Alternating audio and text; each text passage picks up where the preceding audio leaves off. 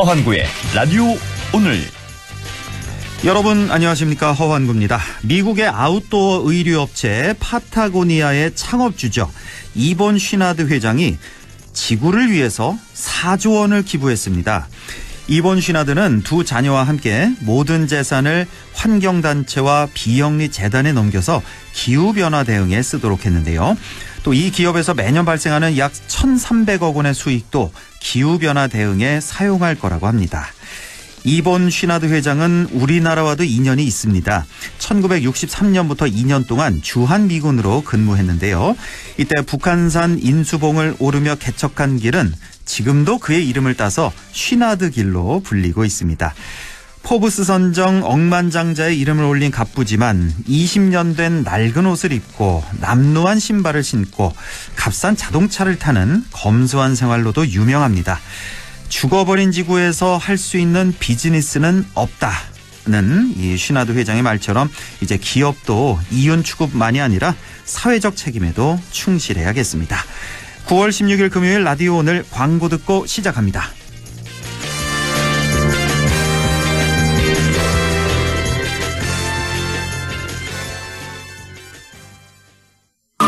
LG화학의 친환경 소재 브랜드 렛제로. 자연의 흔적을 제로로, 지구의 부담을 제로로, 환경에 해로운 것부터 탄소 배출 순 증가율까지 제로로. LG화학이 렛제로의 이름으로 화학의 방향을 바꿉니다. LG화학 렛제로. 자, 던졌습니다. 돌직구인가요? 이건 처음 보는 철직구네요. 돌직구보다 빠른 주문과 배송 속도, 눈앞에서 확 떨어지는 가격까지. 이 놀라운 선수가 누구죠? 국내 최초 온라인 철강직구 쇼핑몰 스틸 1번가. 말씀하신 순간 철직구 오가네요. 스틸 1번가. 렉스턴 스포츠와 가을 여행. 아들, 올가을엔 액티비티 딱! 어때? 아니, 엄마랑 힐링 여행이 딱일걸? 오, 둘 다 좋은데? 가을 여행엔 온 가족이 만족할 렉스턴 스포츠가 딱! 넓은 데크가 준비돼 있으니까. 9월 구매 시 캠핑 외건 패키지까지 딱! 지금 쌍용자동차 전시장에서. 라디오 오늘 금요일 순서 시작합니다. 일부 한 주간의 시사 이슈 진단해보는 최진봉의 시사 포커스 바로 만나보겠고요. 2부 이슈 오늘에서는 안동의 3대 문화권 사업단지가 문을 열었습니다. 잠시 후 위탁 운영업체인 안동 테마파크를 연결해서 자세한 얘기 들어보겠습니다. 이어서 안동 MBC 창사 52주년 특집 라디오 드라마 조내원 낙강에 뜬 달 5화를 들으시겠습니다. 라디오 오늘 생방송 놓치신 분들은 유튜브로도 다시 들으실 수 있습니다. 많은 애청 바랍니다.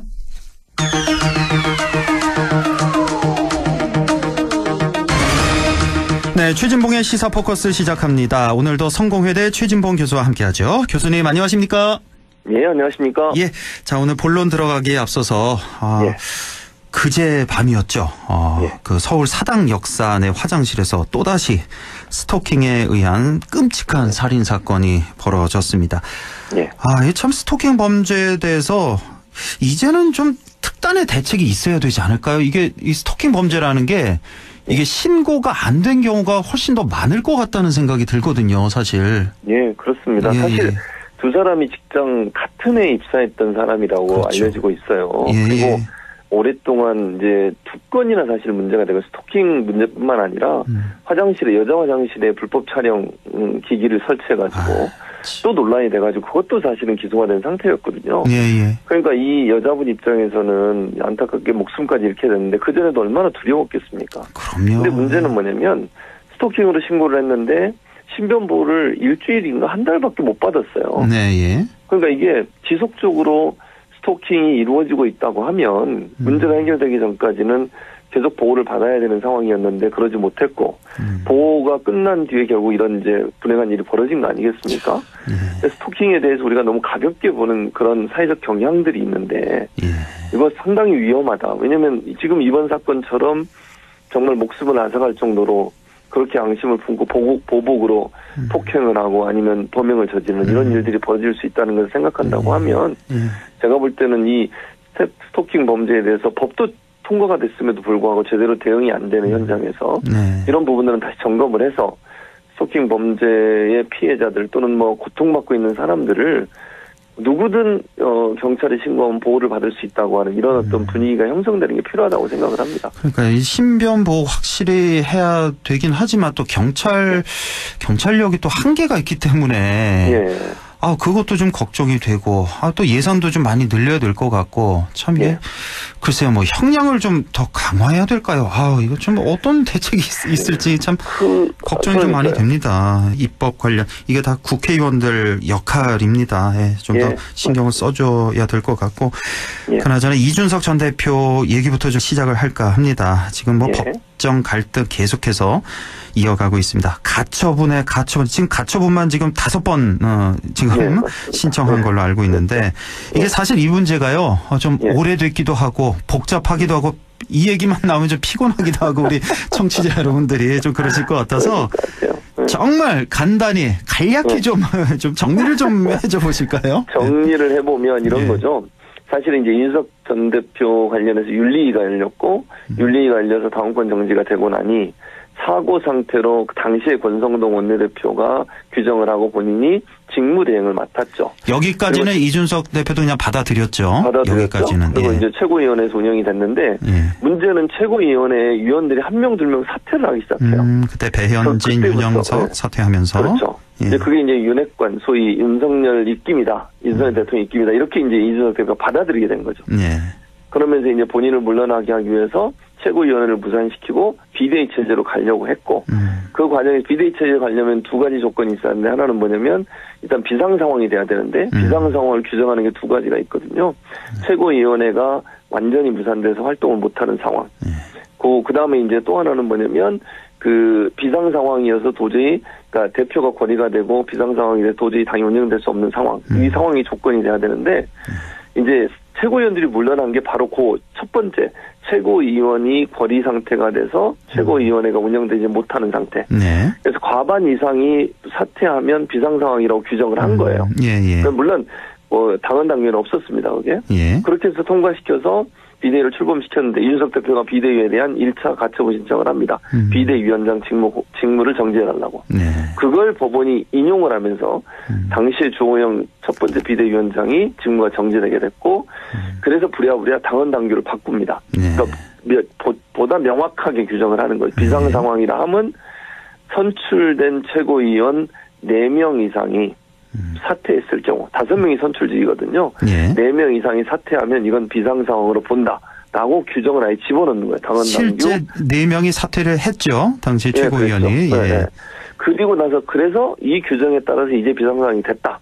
그러니 새로운 비대위를 출범시키자 해서 정진석 비대위가 출범을 했고요. 그러자 이준석 대표가 정진석 비대위에 대해서도 그 직무를 정지해달라고 가처분을 했고 그 전에 하나 더 했는데 뭐냐면 당헌 당규를 바꾸기 위해 전국위원회 투표를 했어요. 그 전국위원회 투표 무효 또 가처분 신청을 또 한 거죠.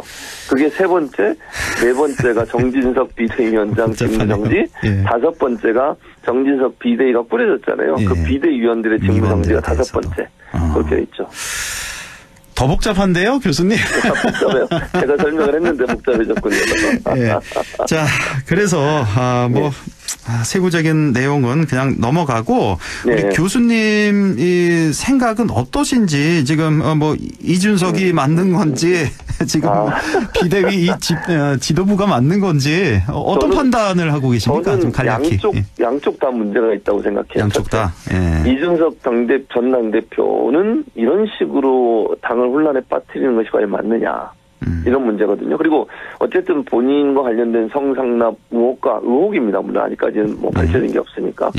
그런 논란으로 인해서 이 문제가 발생되게 된 것은 본인의 책임이에요. 거기에 대한 반성이 그렇게 물론 본인은 지금 그게 없다고 해서 반성을 안 하는지 모르겠지만 그럼에도 불구하고 그 의혹 때문에 윤리위원회가 열리게 됐고 지금 이 상황까지 왔잖아요. 그럼 최소한 저는 유감 표명이라도 해야 된다고 봅니다. 본인 때문에 일이 발생했으니까. 그렇죠. 근데 계속 그 가처분을 통해서 당을 계속 혼란스럽게 만들고 있죠. 이게 저는 문제라고 보고. 그다음에 이제 국민의힘은 왜 문제냐. 이걸 정면 돌파를 안 하는 거예요. 자꾸 우회도를 써요. 무슨 말이냐면 당원 소환제라는 건 없어요. 그 당원 당규상 국민의힘에. 근데 대표를 전당원 투표를 통해서 물러나게 할 수 있어요. 전당원 투표는 가능한 거군요. 가능하죠. 그렇게 했으면 깔끔한 건데. 그렇죠. 근데 그걸 안 하는 거예요. 왜냐면 혹시나 안 될까 봐. 전당원 투표했는데 만약에 그게 정확히 지금 몇 분의 몇인지 잘 모르겠는데요. 예. 과반수가 아니거나 3분의 2가 될 수도 있어요. 예. 근데 만약 그게 안 나올 가능성도 있는 거잖아요. 그렇게 그러니까 되면 더 이상 이준석 전 대표를 못해요. 공격을 못하니까. 그렇죠. 그 위험성 때문에 그걸 선택을 안 하고 쉬운 방법을 선택한 게 최고위원회 사태예요. 근데 법원이 그게 잘못됐다고 지금 지적을 했다는 거잖아요. 1차 가처분에서. 예. 그러니까 전당원 당원들과 국민의회에서 뽑힌 대표를 최고위원회에서 자체적으로 그때 제가 볼 때 상임정국인가 아마 그걸 열어가지고 의총에서 결의하고 이래가지고 통과를 시켰거든요. 예. 그건 맞지 않다. 이래서 이제 1차 가처분이 인용이 된 거거든요. 굳이 나누자면 어디가 더 잘못이 크다고 어디가 더 보세요? 잘못이 있냐? 예. 그렇게 물어보시면 일단 저는 이준석 대표는 잘못이 있지만 어디가 더 무게가 더 크냐면 그러니까 문제가 더 크냐면 저는 국민의힘이라고 생각해요. 그렇죠. 그런 여론이 더 많은 것 같습니다. 많아요. 실제 여론조사에서 그러니까 그렇게 이제 나오고. 여론들은 어떻게 생각하냐면 그 당대표를 쫓아내려고 진짜 꼼수에 꼼수를 쓰는구나. 그러니까 이게 문제인 거죠. 예, 많은 분들이 그렇게 안 가리고 생각하십니다. 어떻게 해서든 이 당지서를 쫓아내고야 말겠다고 하는.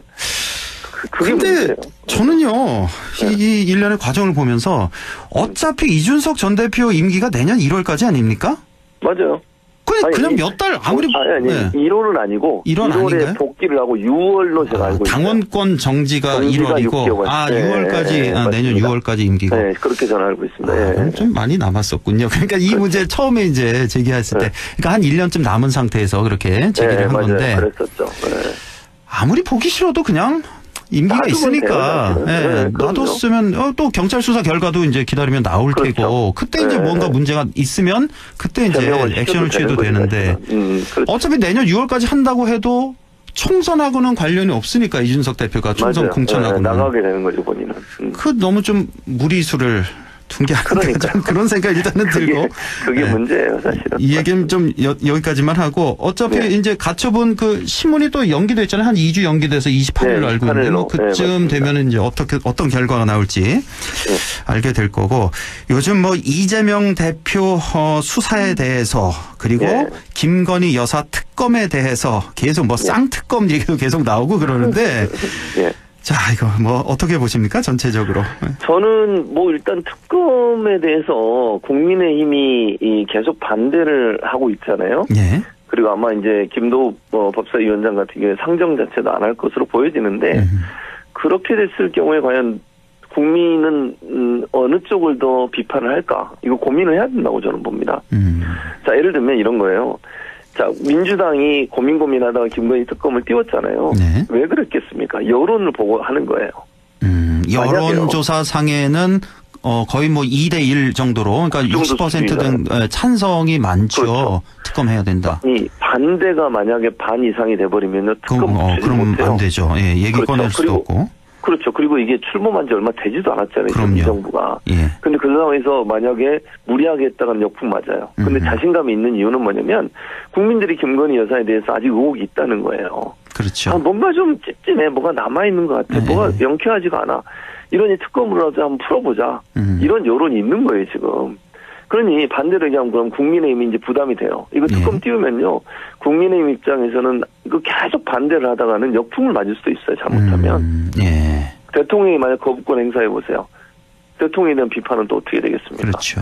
그게 쉽지 않다는. 그 민주당은 그런 포석을 갖고 하는 거예요, 지금. 반대로 이재명 대표도 뭐 비슷한 케이스라고 할 수 있습니다. 지금 그렇죠. 뭐 정당한 수사라고 보는 게 더 많아요. 이거 그렇죠. 뭐 정치적 탄압보다는 맞아요. 해야 할 수사다 이렇게 보는 게 많으니까. 그래서 저도 이거 그냥 계속 이렇게 공방만 하지 말고 정말 투명하게 쌍특검 가는 게 그렇죠. 저는 개인적으로 나을 것 같거든요. 그렇죠. 왜냐하면 어차피 양측 다 검찰과 경찰을 못 믿어요. 지금 그런 상황이잖아요. 그러니까 야당은 경찰을 못 믿고 김건희 여사에 대한 수사 제대로 못 안 하고 있다. 그러니 특검을 하자는 거잖아요.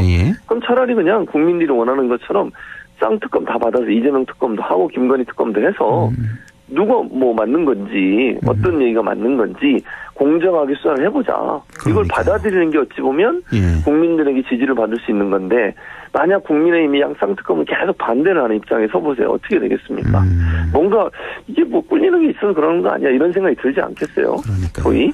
그러니까 이제 이재명 대표는 이제 승부수를 던진 거잖아요. 뭐 특검 받겠다 그러면 이재명 특검도 하고 김건희 특검도 하자 이렇게 주장을 하는 것은 결국 여론이 그쪽으로 쌍특검 소위 얘기하는 그 특검 쪽으로 좀 더 기울어져 있다 이렇게 보는 거죠. 자, 이제 김건희 여사 얘기 나와서 말인데 어제 하나 또 터졌습니다. 이슈가. 영빈관. 영빈관이 그러니까 뭐 외부 뭐 저기 행사하고 네, 손님들 맞아요. 네, 이렇게 대접하고 하는 곳인데 이거를 878억 원의 예산을 투입해서 새로 짓겠다라고 그렇죠. 밝혀서 이제 논란이고 여기에 또 논란이 더해진 게 대선 기간에 왜 서울의 소리 그 기자와의 그 김건희 여사 녹취가 공개가 됐었잖아요. 거기서 이 얘기를 한 거예요. 영빈관 새로 지을 거야 이렇게 김건희 여사 직접 얘기를 했단 말이에요. 직접 얘기했죠. 그래서 더 논란이 되는 것 같아요 지금. 그렇죠. 그러니까 이제 더 논란이 되는 거예요. 그러니까 제가 생각할 때 정말 대통령실이 제대로 판단을 하면 일부라도 하면 안 되는 거예요 이거는. 지금 말씀하신 거 녹취가 있으니까. 예. 그렇죠. 녹취해서 얘기하는데 그게 마치 무슨 합리적인 어떤 기준을 가지고 옮기겠다는 게 아니고 이제 국민들이 볼 때는 무속이나 아니면 어떤 이런 분들 조언을 듣는 그런 분들 이런 분들의 조언 때문에 그런 게 뭐 예를 들면 터가 안 좋다든지 이런 이유 때문에 그런 거 아니냐 이런 의혹이 생기는 거잖아요. 그 녹취록에서요. 그 도사 얘기가 나왔거든요. 그 그러니까요. 도사가 얘기하는데 윤석열 총장이 대통령 되고 대통령 되면 영빈관 새로 지어야 된다 이렇게 또 얘기가 있잖아요. 그렇죠. 그러니까요. 그럼 일부라도 하면 안 되는 거잖아요. 생각을 해보세요. 근데도 해요. 그게 그래서 국민들이 이게 이해를 못하는 거예요. 이게 그리고 윤석열 대통령이 영산을 옮기면서 뭐라고 얘기했습니까? 청와대 영빈관을 사용할 수 있다. 필요하면 와서 사용한다. 이렇게까지 얘기하셨어요. 본인 입으로. 그 당시에 뭐 497억인가요? 그것만 된다. 이전 비용이. 그랬었죠. 했는데. 그러면서 영빈관은 따로 지을 필요 없고 필요하면 여기 와서 영빈관을 사용하면 된다. 청와대는 사용 않다. 그런 얘기까지 하셨거든요. 근데 갑자기 800 얼마를 들여가지고 또 영빈관을 짓는다고 하니 지금 경제도 어렵고 물가 계속 뛰고 있잖아요, 지금. 국민들은 허리띠 졸라매고 정말 겨우겨우 살고 있는데 불필요하게 그런 돈을 또 거기에 쓰느냐 하는 부분에 논란이 있고 그러려면 청와대에서 왜 나왔냐. 그러니까요. 이런 논란까지 지금 번지고 있는 거죠. 이 영빈관 이슈에 대해서는 국민들 반발이 상당히 심한 것 같은데 지금 크죠. 보니까.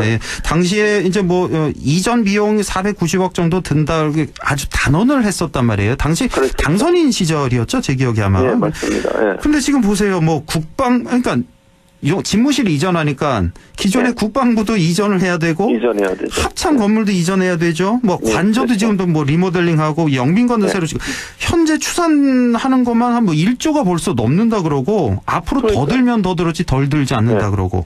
그러니까 이게 굉장히 대통령에 대한 신뢰 문제로 이제 귀결이 될 것 같아서 참 문제가 큰 것 같습니다. 그러니까요.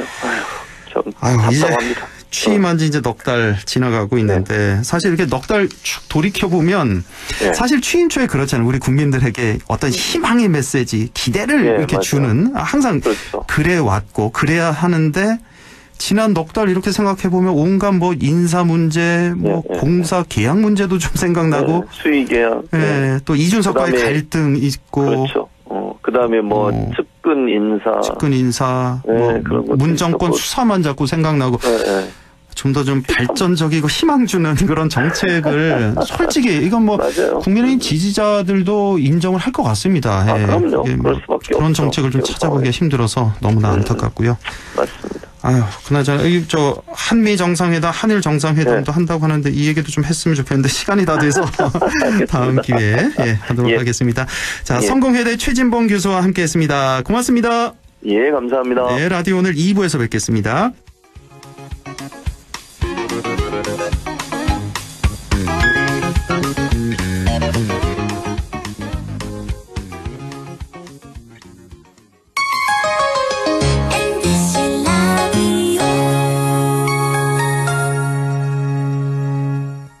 가구 살 땐 꼭 한번 가보자.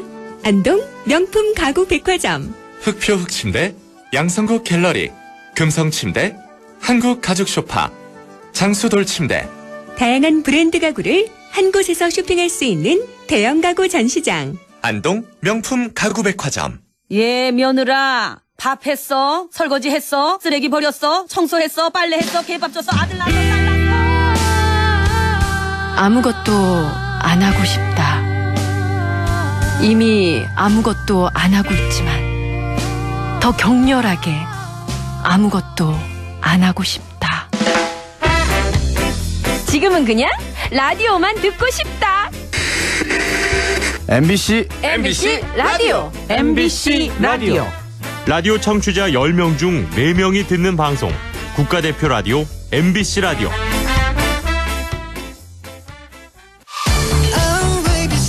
당신은 무슨 세대인가요? 트로트를 좋아하는 10대 김유나 양은 X세대? 랩을 좋아하는 60대 조영구 할아버지는 MZ세대? 회식도 업무만큼 중요하다는 20대 정수진 양은 Y세대? 욜로를 주장하는 50대 유튜버 정수길님은 Z세대? 그럼 정감 있는 손편지가 좋다는 30대 최연아 씨는?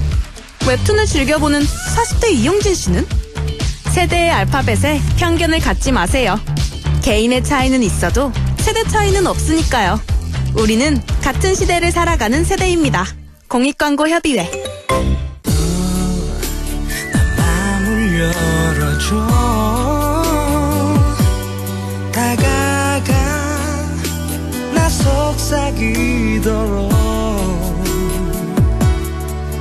언제나 내 생각으로 행복해야 해요.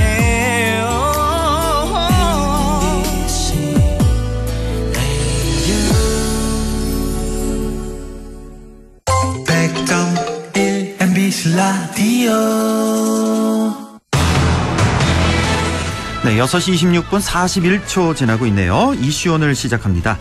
지난달 31일이었죠. 안동시 도산면 동부리 1원 3대 문화권 사업단지가 문을 열었습니다. 무려 4천억 원에 가까운 큰 예산이 투입된 대형 사업인데요. 무엇보다 앞으로의 운영이 관건일 것 같습니다. 자, 3대 문화권 사업단지의 위탁 운영 업체죠. 주식회사 안동테마파크의 유은 기획운영 대리 연결해서 얘기 나눠보겠습니다. 유은 대리님 안녕하십니까? 네, 안녕하세요. 예, 반갑습니다. 지난달 31일이었는데요. 3대 문화권 사업의 핵심 사업인 세계 유교 선비문화공원과 한국문화테마파크가 문을 열었습니다.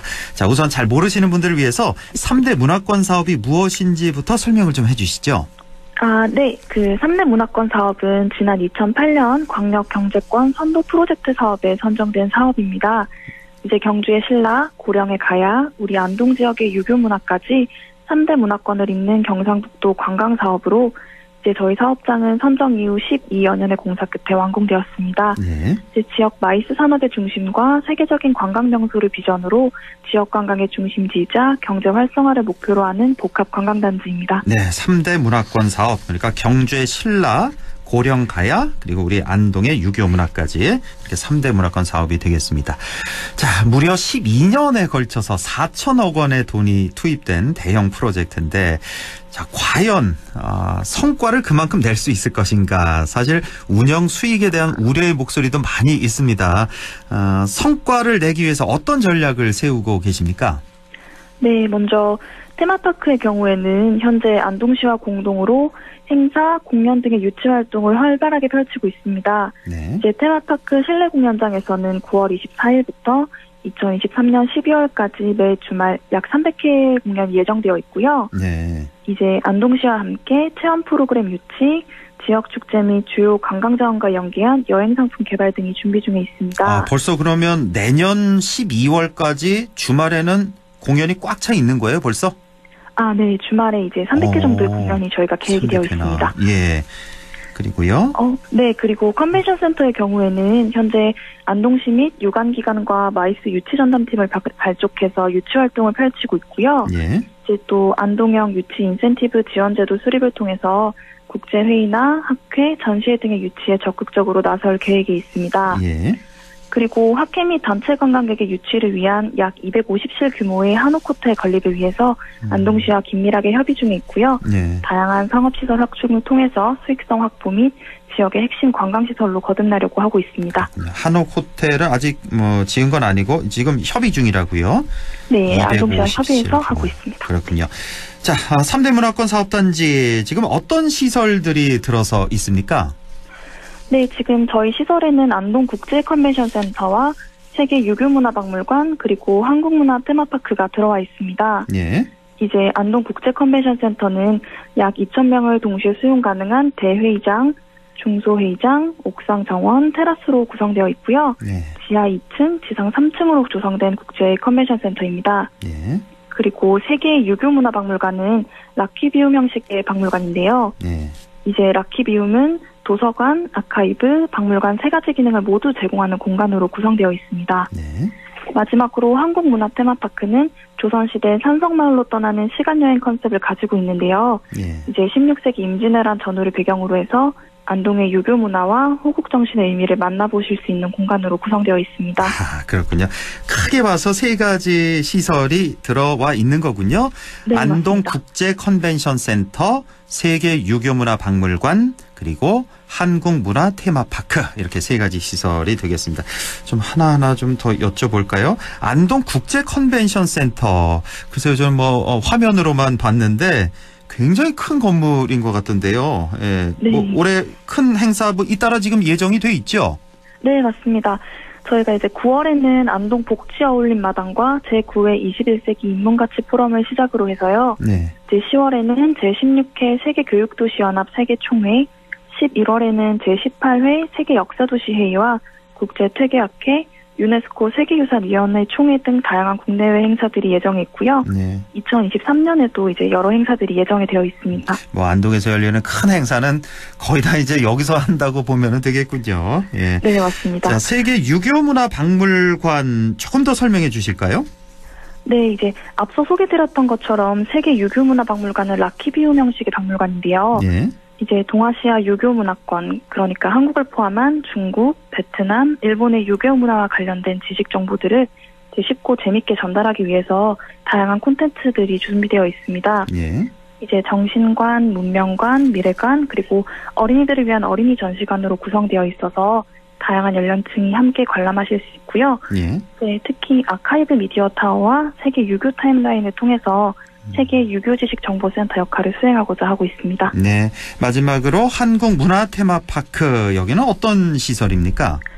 네, 이제 한국문화테마파크는 의병체험관, 선비숙녀변신방, 선비체험관과 같은 체험시설과 이제 전통극 공연장, 설화극장 등 여러 공연과 먹거리를 즐기실 수 있는 공간이 조성되어 있는데요. 예. 네, 이제 의병체험관 같은 경우에는 3D 인터랙티브 전투 체험관으로 임진왜란 당시의 진주성 전투를 모티브로 해서 선비들의 의병 활동과 호국 정신을 느껴보실 수 있으십니다. 예. 그래서 이제 조선시대 감옥 체험이나 활쏘기, 무여 체험도 하실 수 있고요. 의병 지휘소에서는 장군이 되어서 병사들을 지휘하는 체험도 하실 수 있으십니다. 아, 간접적으로나마 임진왜란을 좀 체험할 수 있는 네, 그런 맞습니다. 시설이군요. 예. 그리고 이제 선비숙녀 변신방에서는 조선시대 한복을 직접 입어보시고 그 당시에 화장법을 배워보실 수 있는데요. 아, 화장법이요? 그 당시에? 네. 이제 별도의 스튜디오가 마련되어 있어서 사진 예. 촬영도 가능하시고요. 우리 윤 대리님도 이 전통 화장법 혹시 해보셨습니까? 아, 저는 아직 배워보지 못했습니다. 네. 예, 그렇고요. 예. 네. 그리고 이제 선비체험관은 미션형 인터랙티브 체험을 하실 수 있는데요. 네. 여기서 이제 농협 이원보 선생의 효정신이나 퇴계 이양 선생의 경사상, 월천 조목 선생의 충정신을 조금 더 이제 재밌고 편안하게 만나보실 수 있고요. 예. 이제 연무대에서는 서바이벌 챌린지도 즐기실 수 있으십니다. 예. 마지막으로 전통극 공연장, 설화극장 두 곳의 실내 공연장에서는 앞서 말씀드렸다시피 이제 9월 24일부터 이제 내년 12월까지 매주 주말 총 300회 공연이 예정되어 있습니다. 예, 그렇군요. 아주 빠른 속도로 이렇게 쭉 설명을 해주셨는데, 네. 아니 정말 아주 속이 꽉 찬 배추처럼 정말 둘러볼 곳이 많은 것 같습니다. 혹시 네, 맞습니다. 우리 유은 대리님 이거 쭉 다 둘러보는데 우리 이제 일반 관람객들이 가서 이 시설들 네. 하나 체험할 거 하고 아까 화장도 있고 그러던데 활쏘기도 있고 쭉 둘러보는데 한 시간이 어느 정도나 걸릴까요? 대략적으로 쭉 둘러보는데. 대략적으로 저희는 이제 아무래도 여러 체험 시설이 있으시니까. 예, 그런 거 다 한다고 쳐서.